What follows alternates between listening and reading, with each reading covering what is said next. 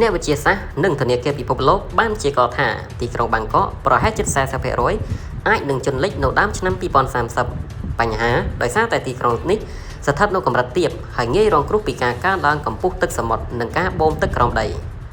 ក្រៅពីនេះទីក្រុងទាំងមូលក៏ប្រឈមនឹងហានិភ័យលិចបាត់ក្រោមទឹកសមុទ្រក្នុងរយៈពេល2 ទៅ 3 ទសវត្សរ៍ខាងមុខនេះផងដែរ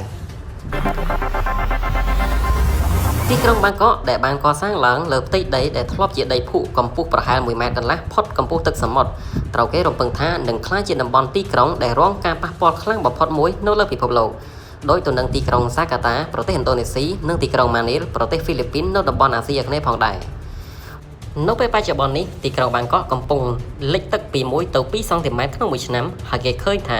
មានហានិភ័យនៃគ្រោះទឹកចំនួនធ្ងន់ធ្ងរនៅពេលអនាគតដ៏ខ្លីខាងមុខនេះបើតាមការបញ្ជាក់របស់អ្នកស្រី Thara Bukamsri ប្រធានអង្គការ Greenpeace ប្រចាំប្រទេសថៃកម្ពស់ទឹកសមុទ្រនៅឈូងសមុទ្រថៃក្បែរទីក្រុងបាងកកកំពុងកើនឡើងប្រហែល 4 មីលីម៉ែត្រជារៀងរាល់ឆ្នាំដែលជាការកើនឡើងលើសពីកម្រិតមធ្យមនៃការកើនឡើងកម្ពស់ទឹកសមុទ្រនៅលើពិភពលោកអ្នកស្រី Thara Bukamsri បានបញ្ជាក់ថាភាគច្រើននៃទីក្រុងបាងកកគឺស្ថិតក្រោមកម្ពស់ទឹកសមុទ្ររួចទៅហើយអ្នកជំនាញនានាថា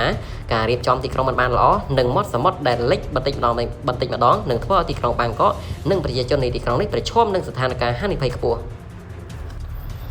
មូលហេតុចម្បងដែលធ្វើឲ្យទីក្រុងបាងកកប្រឈមនឹងការលិចទឹកមានដូចជាទី1កម្ពស់ទីក្រុងទាបទីក្រុងបាងកកមានកម្ពស់ត្រឹមតែ 1.5 ម៉ែត្រខាងលើនីវ៉ូទឹកសមុទ្រប៉ុណ្ណោះដែលធ្វើឲ្យវាងាយរងការគំរាមកំហែងពីការឡើងកម្ពស់ទឹកសមុទ្រជារៀងរាល់ឆ្នាំទី2គឺការស្រុតចុះនៃដីទម្ងន់នៃសំណង់អគារធំនិងការបូមទឹកក្រោមដីជាច្រើនទសវត្សរ៍បានធ្វើឲ្យទីក្រុងបាងកកស្រុតចុះក្នុងរង្វង់1 ទៅ 2 សង់ទីម៉ែត្រក្នុងមួយឆ្នាំទី3គឺការប្រែប្រួលអាកាសធាតុព្យុះនិងការធ្លាក់ភ្លៀងខ្លាំងរួមផ្សំជាមួយបរិមាណទឹកហូរ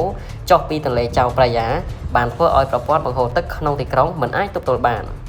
ទាំងនេះគឺជាមូលហេតុដែលធ្វើឲ្យទីក្រុងបាងកកប្រឈមនឹងការទឹកលិចអាចនៅឆ្នាំ 2030 ខាងមុខនេះ